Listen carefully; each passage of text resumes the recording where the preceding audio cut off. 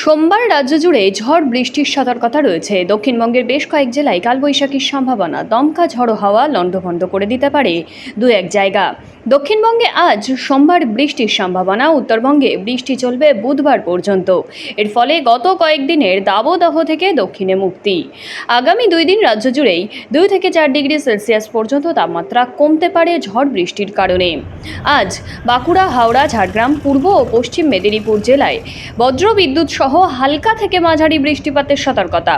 বজ্রপাতের আশঙ্কাও থাকবে, এমনটাই সতর্কবার্তা আলিপুরের আবহাওয়া দপ্তরের। এর পাশাপাশি আগামী 2 থেকে 3 ঘন্টায় কলকাতা ও উত্তর দক্ষিণ 24 পরগনা জেলাতে বজ্রবিদ্যুৎ সহ হালকা থেকে মাঝারি বৃষ্টির সতর্কতা।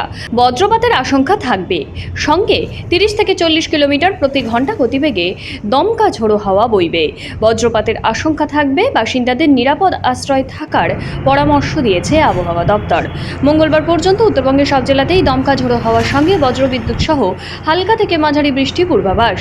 বিক্ষিপ্তভাবে শিলাবৃষ্টির সম্ভাবনা পার্বত্য এলাকায় রয়েছে। বজ্রপাতের বিশাল আশঙ্কা।